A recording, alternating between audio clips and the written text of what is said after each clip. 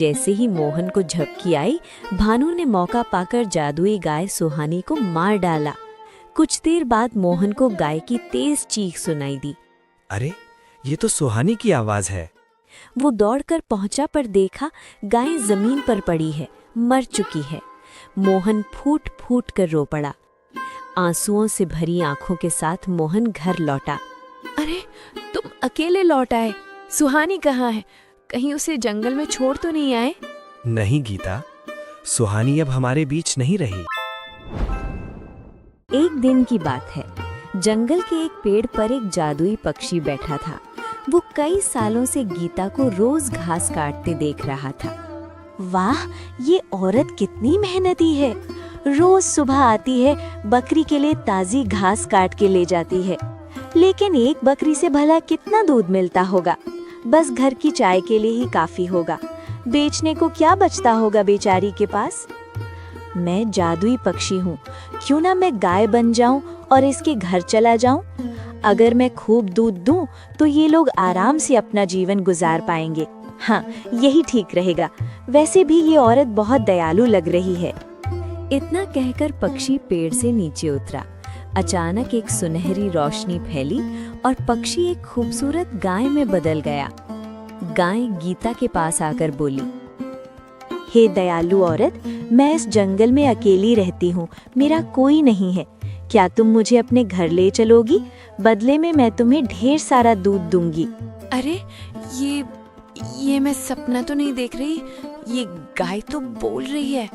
पहले ये बताओ, तुम इंसानों की तरह कैसे बोल रही हो? मैं एक जादुई गाय हूँ, इसलिए इंसानों की भाषा समझ और बोल सकती हूँ। मैं फिर से कह रही हूँ, तुम मुझे अपने घर ले चलो। सुबह शाम मुझे हरी घास खिला देना, बदले में मैं तुम्हें इतना दूध दूंगी कि तुम उसे बेचकर अच्छा गुजारा कर सको। वैसे भी सिर्फ एक बकरी से तुम्हारा क्या बनता होगा? गीता की आंखों में उम्मीद की चमक आ गई।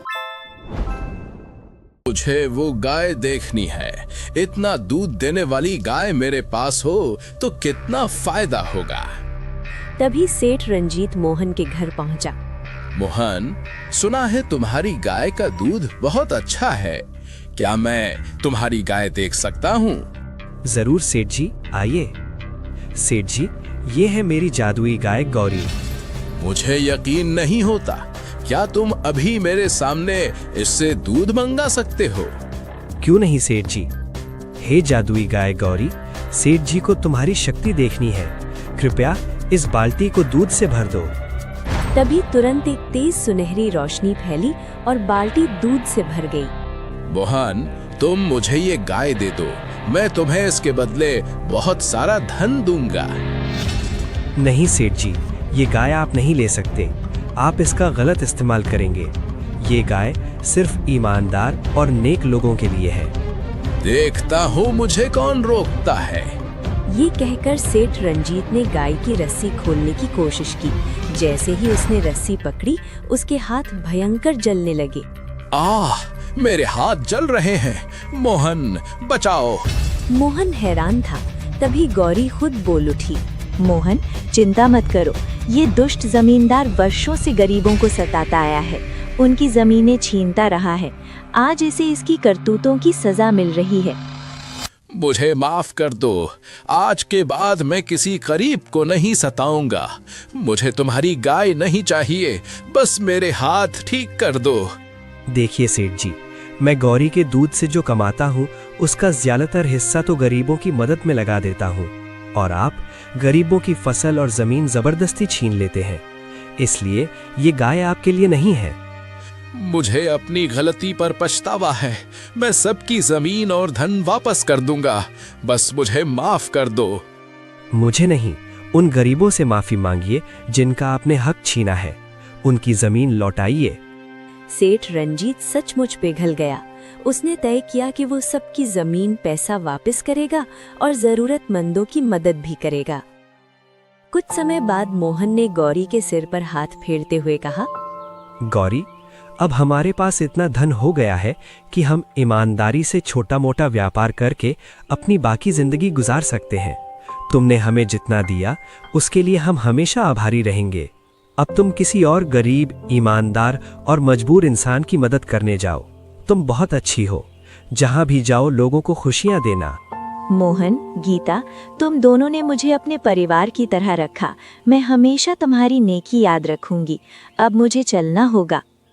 इतना कहकर जादुई गाय गौरी तेज रोशनी में चमकी और दूर किसी दूसरे जरूरतमंद की तलाश में निकल पड़ी। मोहन दौड़ता हुआ उस पेड़ के पास गया जहां गीता को पहली बार गाय मिली थी। वहां से पत्तियां तोड़ी और गाय के मृत शरीर के सिर पर रख दी। अचानक तेज रोशनी फैली और जादुई गाय दोबारा जीवित हो गई। ओ मेरी प्यारी गाय, तुम वापस आ गई। तुम्हारे बिना बिल्कुल अच्छा नहीं लग रहा था। अब दुखी होने की जरूरत नहीं मोहन, मैं लौट आई हूँ।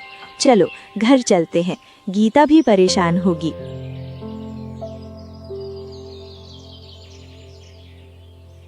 मोहन ने सारी बात गीता को बता दी। दोनों की आंखों में खुशी के आंसू थे।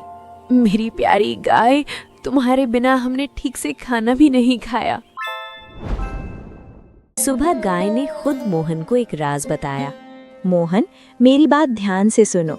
अगर मुझे कभी कुछ हो जाए या कोई मुझे मार दे तो घबराना मत। जिस पेड़ के नीचे तुम्हारी पत्नी गीता ने मुझे पहली बार देखा था, उसी पेड़ की पत्तियां लाकर मेरे सिर पर रख देना। मैं दोबारा जीवित हो जाऊंगी। मेरे पास ये शक्ति है। ये कैसी बातें कर रही हो सुहानी? मेरी किसी से दुश्मनी नहीं। तुम्हें कौन मारेगा भला? फिर भी मैं तुम्हारी बात याद रखूंगा। चलो, आज तुम्हें जंगल में चराने ले चलता हूँ। मोहन गाय को लेकर जंगल पहुंचा। गर्मी थी, वो एक पेड़ के नीचे बैठकर आराम करने लगा। उधर भानु झाड़ियों में छिपा मौका देख रहा था। जैसे ही मोहन को झपकी आई, भानु ने मौका पाकर जादुई गाय सुहानी को मार डाला। कुछ देर बाद मोहन को गाय की तेज चीख सुनाई दी। अरे, ये तो सुहानी की आवाज है। वो दौड़कर पहुंचा पर देखा गाय जमीन पर पड़ी है, मर चुकी है। मोहन फूट फूट कर रो पड़ा। आंसुओं से भरी आंखों के साथ मोहन घर लौटा। अरे, तुम अकेले लौट आए। सुहानी कहाँ है? कहीं उसे जंगल में छोड़ तो नहीं आए? नहीं गीता, सुहानी अब हमारे बीच नहीं रही। जंगल में किसी ने उसे मार दिया। गीता जोर जोर से रोने लगी। भगवान, हम गरीबों के साथ ही ऐसा क्यों करते हैं? वो गाय ही हमारी कमाई का सहारा थी। अब हम कैसे जिएंगे? भाग्यवान, तुम परेशान मत हो। सुहानी ने मुझे अपना राज बताया था। मैं अभी जंगल जाकर कोशिश करता हूँ, शायद वो वापस आ जाए। मोहन दौड़ता हुआ उस पेड़ के पास गया जहाँ गीता को पहली बार गाय मिली थी। वहां से पत्तियां तोड़ी और गाय के मृत शरीर के सिर पर रख दी। अचानक तेज रोशनी फैली और जादुई गाय दोबारा जीवित हो गई।